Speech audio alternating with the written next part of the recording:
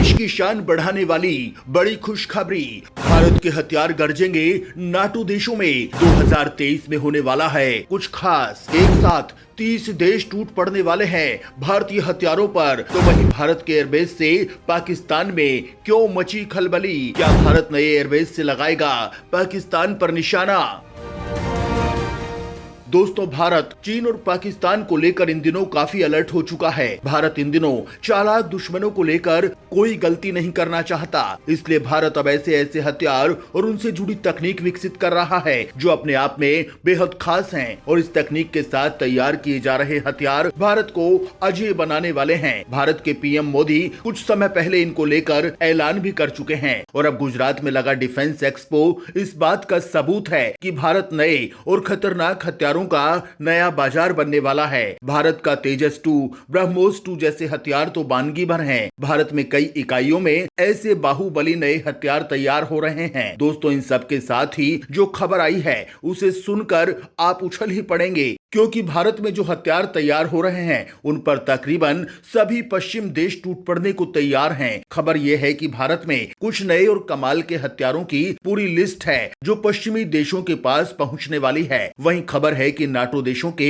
सभी 30 देश भारत से कुछ सिलेक्टेड हथियार खरीदने के लिए उमड़ने को तैयार हैं। जी हाँ, बिल्कुल ठीक सुन रहे हैं आप। भारत के हथियार खरीदने पूरे 30 देशों के राष्ट्राध्यक्ष डील करने वाले हैं। सोचिए, भारत दुनिया में किस लेवल को क्रॉस करने वाला है, यानी चीन को भारत बड़ी रफ्तार के साथ ओवरटेक करने वाला है। आगे इस वीडियो में हम आपको पूरी जानकारी देने वाले हैं। साथ ही ये भी बताएंगे कि क्या भारत किसी एयरबेस से पाकिस्तान पर सैन्य कार्रवाई करने का प्लान तैयार कर रहा है। आखिर पाकिस्तान भारत के किस एक्शन से सदमे में है? आइए इन दोनों खबरों को जानते हैं। तो आप इस वीडियो को शुरू से और अंत तक जरूर देखिएगा।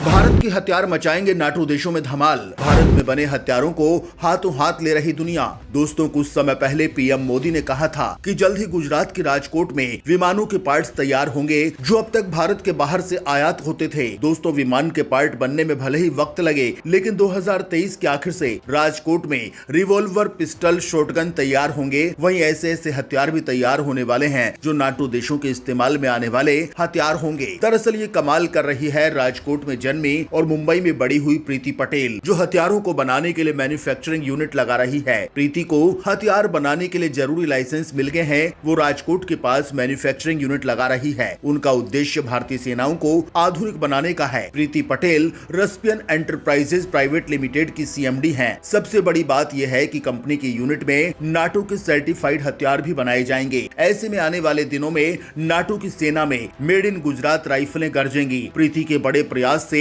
ऑटो पार्ट्स के हब के तौर पर जाने और पहचाने जाने वाले राजकोट के साथ नई पहचान जुड़ेगी। इसके लिए वो फिलहाल 50 करोड़ का निवेश कर रही हैं। इसे लेकर प्रीति का कहना है कि हम पिस्टल के साथ साथ असॉल्ट राइफल्स भी बनाएंगे। हमें नाटो के इस्तेमाल में लाए जाने वाले हथियारों को बनाने का लाइसेंस मिला है। साल 2023 के अंत तक कंपनी का प्लांट काम करना शुरू कर देगा। प्रीति कहती हैं, हम सशस्त्र बलों के लिए हथियारों की एक पूरी सीरीज बनाएंगे। प्रीति का कहना है कि कंपनी की एक रिसर्च एंड डेवलपमेंट और इनोवेशन सेल है। वो स्वदेशी उपकरणों को अपग्रेड करने के साथ ही उन्नत बनाने के लिए काम करेगी ताकि भारतीयों को नए हथियार इस्तेमाल करने में आसानी हो।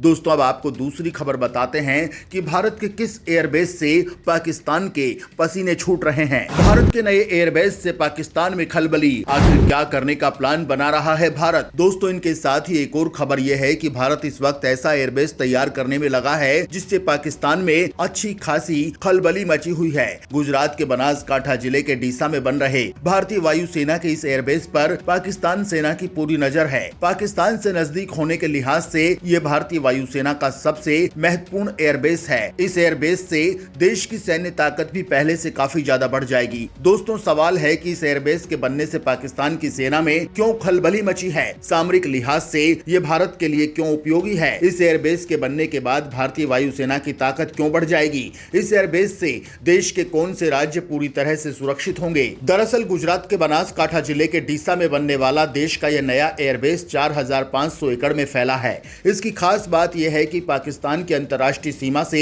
महज 130 किलोमीटर की दूरी पर है, इसलिए सामरिक लिहाज से यह भारतीय वायुसेना का काफी महत्वपूर्ण एयरबेस है। इस एयरबेस से भारतीय वायुसेना दुश्मन पर तेजी से और त्वरित जवाब देने की स्थिति में होगी। इस एयरबेस की खास बात यह है कि इसके रनवे नई पीढ़ी के लड़ाकू विमानों की आवाजाही को संभालने के लिए सक्षम होंगे। यह भारत का एक फॉरवर्ड एयरबेस है। ये माना जा रहा है कि भारतीय वायुसेना इस एयरबेस पर नई पीढ़ी के लड़ाकू विमानों को तैनात करेगी, यानी वे अपने फ्रंट लाइन लड़ाकू विमानों की तैनाती करेगी ताकि दुश्मन के विमानों को रोका जा सके। ये एयरबेस एक तरह से उड़ान भरने वाले दुश्मन के युद्धक विमानों को रोकने के लिए एक दीवार का काम करेगा। पाकिस्तान और चीन के साथ सीमा विवाद को देखते हुए भारतीय वायुसेना का ये नया एयरबेस सामरिक रूप से बेहद उपयोगी है। इससे भारतीय वायुसेना को अपनी रणनीति तय करने में काफी आसानी होगी। यूक्रेन जंग से भारत को आया नया आइडिया। भारतीय वायुसेना के इस नए एयरबेस के तैयार हो जाने से भारतीय वायुसेना के हाथ एक बड़ी ताकत लग जाएगी।